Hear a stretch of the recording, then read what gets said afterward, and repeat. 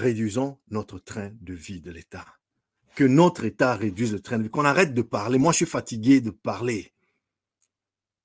Cette croissance-là, elle est beaucoup trop absorbée. Les 8% là qu'on est en train de célébrer, vous verrez, ils sont passés de 6% à 8%. De 6, c'était quoi? 6,2% à 8,6%. Le delta, là, il va partir dans les salaires. Il va partir dans les avantages de tous ces conseils d'administration qui ne produisent rien et tous leurs conseils d'administration, là, des entreprises mortes, mais qui vont juste prendre des cachets de présence. Il va partir dans...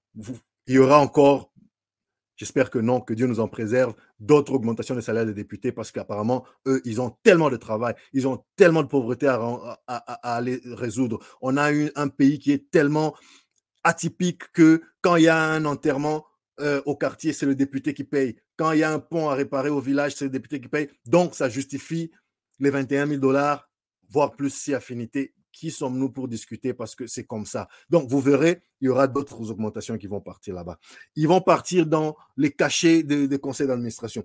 Là, il y aura, quoi qu'il arrive, après les élections, il y aura remaniement, c'est-à-dire il y aura des indemnités de sortie, il y aura des indemnités de départ, il y aura peut-être un nouveau Premier ministre, peut-être le même, j'en sais rien, mais il y a toujours des mouvements.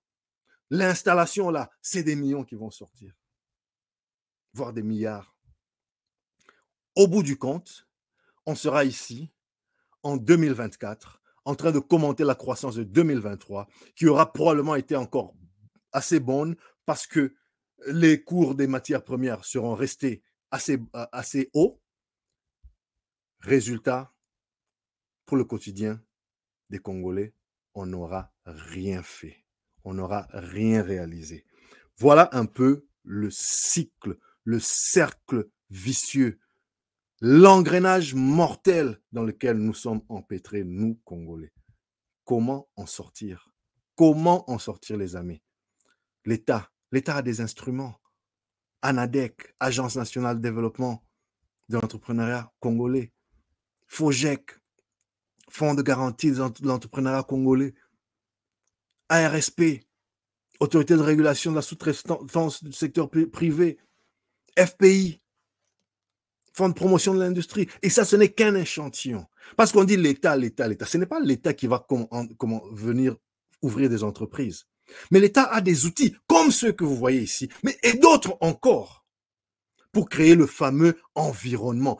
On s'est toujours répété la phrase, l'État ne crée pas des jobs, l'État ne crée pas des emplois, l'État crée un environnement. Mais c'est ça l'environnement. Financer les PME, encourager la sous-traitance locale. C'est ça les outils dont l'État dispose. Donc, l'argent de cette croissance-là, donnez à ces gens-là. Mettez-y des gens, s'il n'y en a pas déjà, des gens d'une intégrité, mais alors non négociable et sans faille. Financez les petits entrepreneurs. Finançons les petits entrepreneurs. Voyez-vous? Parce que quand tu donnes 10 000 $ à un entrepreneur, mécaniquement, tu as créé de l'emploi. Mécaniquement, tu as créé de l'emploi. Parce que cet entrepreneur, il va passer plus de commandes. Donc, son fournisseur, il va engager plus de monde pour répondre à la commande. Et quand la commande sera livrée, lui, il aura besoin de plus de gens pour réceptionner, ne fût-ce que des porteurs pour réceptionner, pour packager la marchandise dans les camions et pour transformer, et pour transporter et pour entreposer. Donc, il a déjà mécaniquement, juste parce que tu lui as donné, prêté, donné sous forme de subvention, sous forme de prêt ou autre forme de financement, 10 000, 15 000, 20 000, 50 000 $. Mécaniquement, automatiquement, tu as créé de l'emploi. Quand on dit l'État ne crée pas les emplois, c'est ça. L'État ne va pas créer. On ne veut pas que l'État ait des entreprises maintenant que l'État devienne un entrepreneur. Non. Mais l'environnement que l'État doit créer, c'est ça, à travers ces leviers dont il dispose. Et ces leviers dont on parle de plus en plus. FOGEC, Fonds de garantie des entrepreneurs.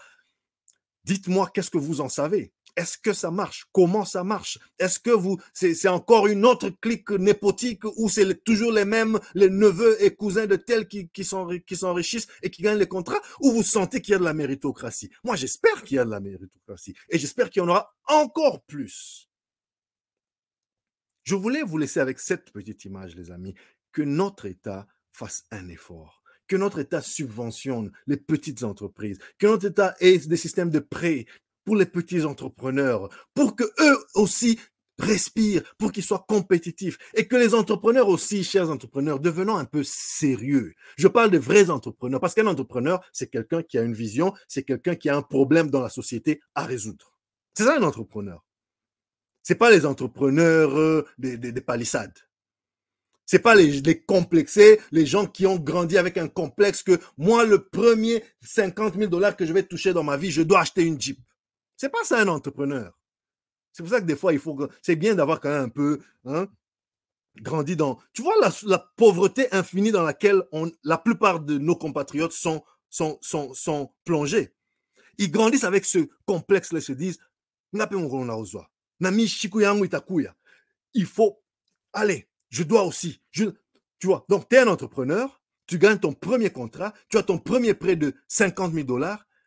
Vous voyez le monsieur demain, il se promène dans une Range Rover, dans une je sais quelle voiture qui vaut le montant du prêt qu'il a obtenu. Mais ça ne va pas dans la tête, cher ami. Ça ne va pas là. Ça ne va pas. Il y a quelque chose qui manque. On t'a prêté l'argent pour développer une entreprise, pour créer des emplois, pour payer des salaires et pour pérenniser ton entreprise comme ça. Toi, le premier contrat de 50 000 $, tu sautes, tu vas t'acheter, je ne sais pas mal, quelle dernière. Tu sais, j'ai même du mal à penser aux voitures parce que les voitures, c'est même pas trop mon fort. Parfois, ça aide d'avoir une enfance, même pas trop choyée, mais seulement où vous avez quand même suffisamment. Parce que franchement, et ça c'est pour insulter personne, mais quand les parents ont un moyen de locomotion, même si ton père n'a jamais conduit de Porsche, mais au moins tu sais que quand la plupart du temps, tu ne faisais pas les pieds des kilomètres pour aller à l'école, papa te déposait, il y avait quand même le minimum dans la maison, tu as grandi avec tout ça. Le jour où tu as ton premier 100 000 $, le jour où tu as ton premier 500 000 $, t'es pas là porté à faire des folies parce que tu as déjà vu tout ça. Tu as déjà vu. Tu as compris que un véhicule, c'est avant tout un moyen de locomotion. Maintenant, quand tu es un entrepreneur, bon, ok, d'accord, peut-être qu'il faudrait que tu sois un peu dans quelque chose qui reflète un peu plus ton rang, mais pas au détriment de la croissance de la boîte. Et pas quand c'est pas l'argent de la société. Si c'est toi qui as produit, ben écoute, qui es-tu pour aller demander à Bill Gates quelle voiture il doit rouler? Et lui, Bill Gates, tu vas voir, il roule une voiture très simple. Mais c'est le fondateur de Microsoft, de tout ce que tu veux. Toi, tu n'as encore rien créé. Rien. Tu es là, tu es encore en train de tirer le diable par la queue. Tu veux déjà aller rouler, je sais, des voitures de 300 000 $, de 500 000 $, de 200 000 $, de 50 000 $, alors que pour payer tes 4 salariés là, moi, je ne sais pas comment les gens font. Tu as des salariés, tu as 4, 5, 10 salariés, ils ne sont pas payés, mais toi, tu prends l'argent, le prêt que tu as eu au FOGEC ou je sais où, tu vas acheter cette grosse moulure-là. Mais ça ne va pas à la tête, les amis. Tu vois, tout ça, c'est la culture. C'est pour ça que trop de souffrance, ça nous détruit. Si on peut déjà commencer à sortir cette génération un peu de la souffrance, on aura des entrepreneurs de demain qui seront moins complexes et qui dira, j'ai gagné un contrat à 200 000 $, je vais peut-être un peu upgrade ma voiture, mon lieu de résidence pour que ça reflète un peu mon rang, mais jamais au détriment de l'entreprise. On va te dire, mais toi là, tu parles là parce que tu n'es pas ici, toi. Toi là, tu parles là parce que tu n'as pas compris, toi. Akin, tu es le PDG, tu arrives à l'entreprise, tu arrives au boulot en catch. Les petites voitures là, les catch. Tu arrives au boulot dans une petite voiture là un peu bizarre. Non, il faut qu'on sente. Il faut qu'on sente dans le parking. Tous les employés viennent à pied, mais on doit voir, ça c'est la voiture du boss. On est en train de nettoyer la voiture du boss. Oh, les amis, soyez un peu décomplexés. C'est quoi cette affaire-là? Ce matérialisme-là, il commence à fatiguer. Bon, bref, on va se laisser là, les amis. Ça nous fait de la bonne matière. Commentez sur les réseaux sociaux. Partagez. Facebook, LinkedIn, YouTube. Je suis le vôtre. Je suis votre frère. J'étais un peu fâché aujourd'hui. J'étais un peu... Voilà. J'étais pas de très bonne humeur. Même si le sujet, il était plutôt intéressant. Pas parce qu'il était joyeux, mais parce que la croissance, c'est une... voilà, on peut commencer à être joyeux, mais on peut aussi se poser beaucoup de questions. C'est ce que j'ai fait avec vous. À vous tous qui avez commenté, je dis sincèrement merci.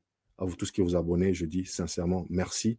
Continuez ensemble, essayons un tant soit peu d'éclairer les masses, les informer du progrès, les outiller pour la concurrence. Moi, c'est Dr. JP Mouka. Abonnez-vous massivement. Prenez soin de vous et des vôtres. Tap, tap.